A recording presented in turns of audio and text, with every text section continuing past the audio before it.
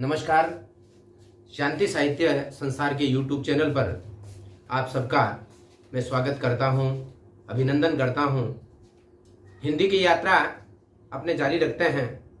कल हमने व्यंजन संधि का भाग प्रथम पहला भाग किया था, जिसमें मैंने आपको बताया था कै चे टे ते पे की बात।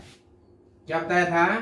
कै चे टे ते पे के पश्चात क्या हो? घोष। और घोष भी कौन कौन से हो यह भी मैंने बताया था।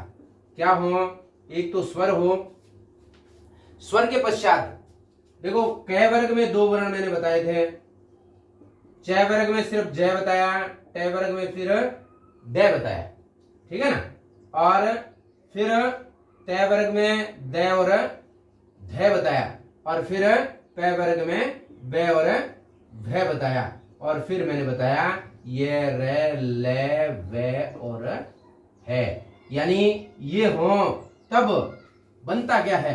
कै का गे, कै का क्या बनेगा? गौ, है ना। और च का क्या बनेगा? छ, और टे का डो, और तय का दो, और पे का बनेगा वो वे बनेगा। ये बातें मैंने आपको कल बताई थी। बिल्कुल सरल है और काफी महत्वपूर्ण भी है परीक्षा की दृष्टि से।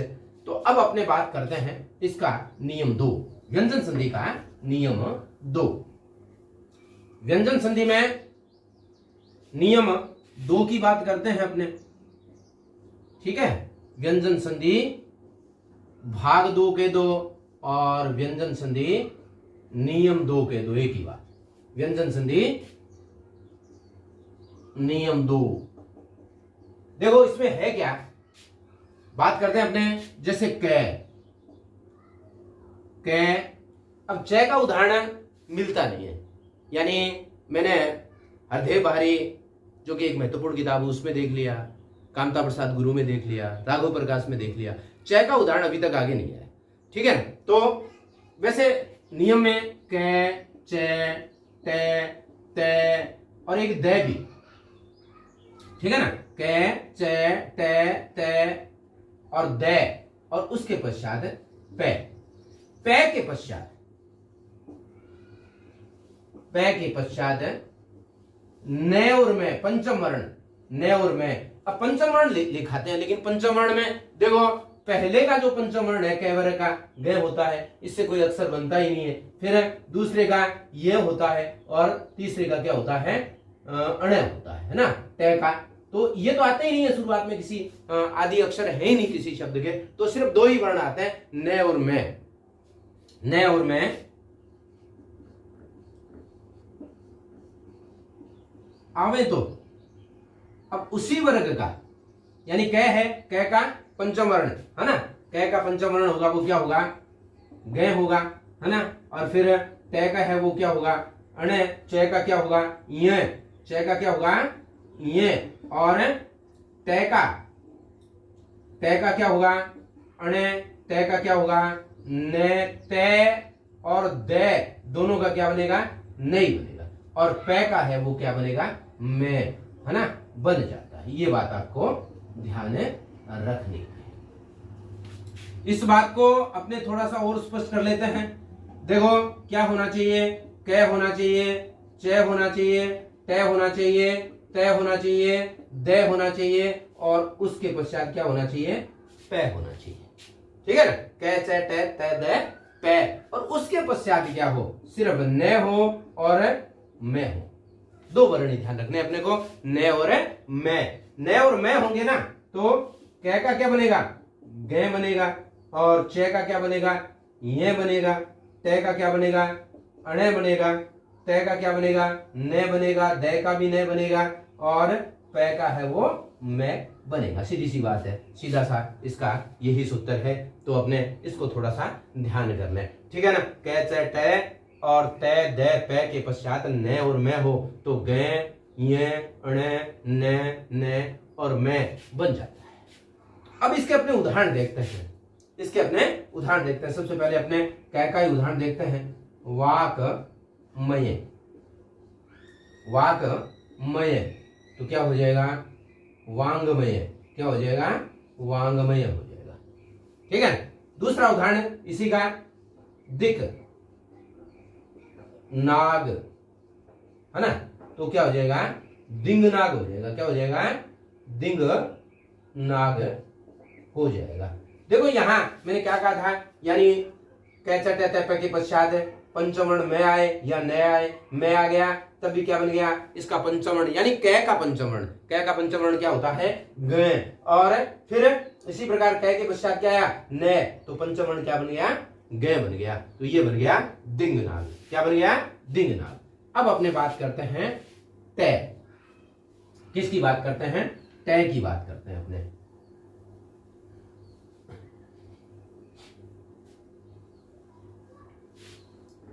तय में देखें, जैसे षट मास, षट मास, है ना।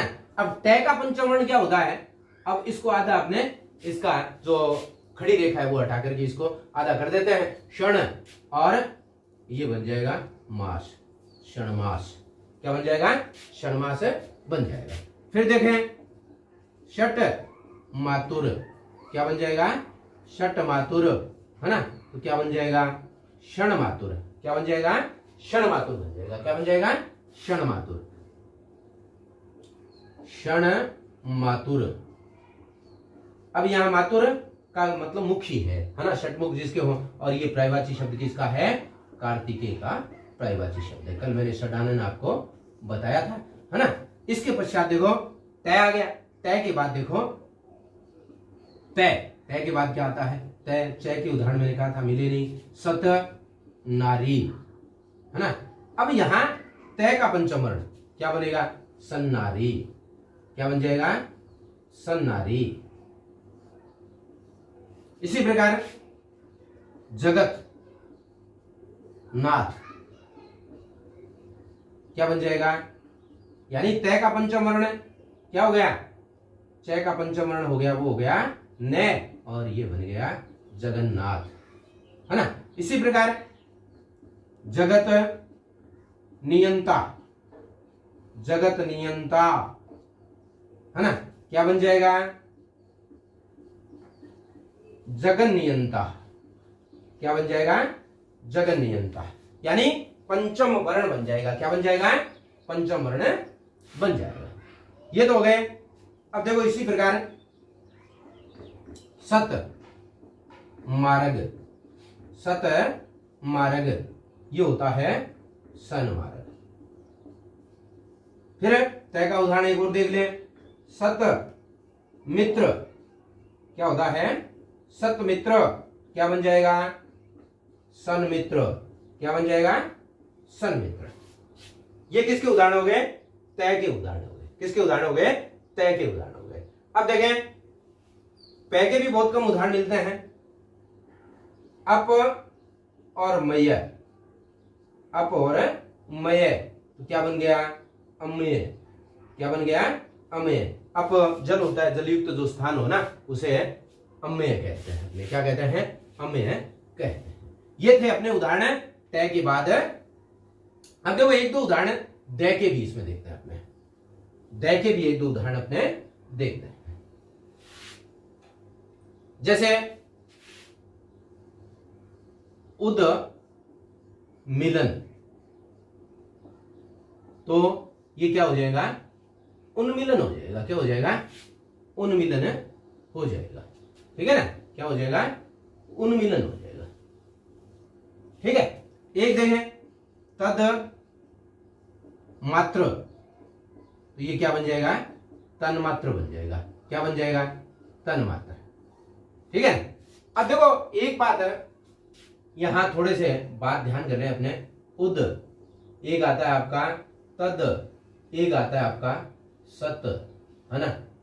अब इनकी बात करें, देखिए संस्कृत की बात करें तो उद है वो मूल, बात करें ना तो ये मूल है। क्या है, मूल। उपसर्ग की बात करें वो तो क्या है, उदी है। लेकिन हिंदी वाले, हिंदी में इन्हें उत भी है, वो भी शुद्ध मान लिया जाता है ना। आरपीएससी और एक बार आरएसएसबी और एक बार राजस्व बोर्ड में इसे उत भी माना। जैसे अपने बात करें ना, जैसे उत और घाटन, है ना, इसको अपने उद्घाटन करते हैं तब तो ये क्या है, संधि है। क्या है, संधि है इसमें, है ना। और जब बात करें ये उद्ध हो तो उद्ध प्लस घाटन है, तो यहाँ ये संधि है ही नहीं, क्योंकि ये संयोग है। ये शब्द एक बार है आरपीएस में भी आ चुका है। तो जब आपने बात हिंदी की करें तो वहां उत मान ले, और यहाँ तद में कोई चक्कर नहीं है, तदी है और सत है वो सती है।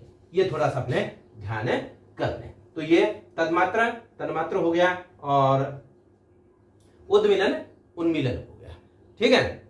अब देखो एक बात करें, उद्मान, है ना, तो ये क्या हो जाएगा, उन्मान हो जाएगा। क्या हो जाएगा, उन्मान हो जाएगा। एक और देख लें, उद्मुख, तो ये भी क्या हो जाएगा, उन्मुख हो जाएगा। क्या हो जाएगा, उन्मुख हो जाएगा। तो ये तो थी अपनी व्यंजन संधि का भाग 2। व्यंजन संधि का भाग 2 बिल्कुल सरल सी बात। एक बार इसको थोड़ा सा अपने और देख लेते हैं, नियम क्या है। नियम यदि आपके ध्यान में रहेगा तो आप इसको आराम से कर पाएंगे। 3 बातें मैंने आप लोगों को बताई थी। नियम याद रखना, नियम के पश्चात शब्द के अर्थ याद रखना, फिर मैंने कहा था शब्द के अर्थ याद हो जाएंगे, उसके पश्चात अपवाद है उनको फिर अपने को रटना पड़ता है। व्यंजन संधि में अपवाद देखने को बहुत कम मिलते हैं। तो अपने बात करते हैं। देखो मैंने बताया कै, च, टे, ते, दे, पे के पश्चात न और मैं हो तो कै है वो किस में बदलेगा, कै है वो गे में, च है वो किस में बदलेगा, ये में, टे है वो किस में बदलेगा, अणे में, तय है वो किस में बदलेगा, न में, द है वो किस में बदलेगा, न में, और पे है वो किस में बदलेगा, मैं में। इतनी बातें अपने को ध्यान करनी है। ये बातें अपने ध्यान कर लेते हैं तो फिर अपने व्यंजन संधि का नियम 2 है वो अपने बिल्कुल सरल तरीके से समझ में आ जाएगा, कहीं अपने को दिक्कत नहीं आएगी। अब अपने एक नियम की और बात, छोटा सा एक नियम और है, उसकी बात कर लेते हैं। ठीक है ना। अब देखो नंबर 3, नियम 3, और इंग्लिश में आजकल शब्द चलता है गोल्डन रूल, है ना, स्वर्ण नियम। उसकी बात करते हैं। देखो यहां अपने नियम 3 की बात करें। ठीक है ना। नियम 3 में क्या होगा, स्वर के पश्चात, स्वर बोले तो कितने होते हैं भाई, स्वर कितने होते हैं, 11 है। स्वर कितने होते हैं, 11। यानी स्वर के पश्चात क्या हो, स्वर आ गए तो समझ स्वर इसमें आ गए। एक तो आ गया ई, उ, रे, ए, ऐ, ओ और औ। ये 11 क्या हो गए, स्वर हो गए। 11 क्या हो गए, स्वर हो गए। ये आए स्वर के पश्चात, स्वर के पश्चात 6 आए, 6 आए तो च का आगम हो जाता है, च का आगम हो जाता है।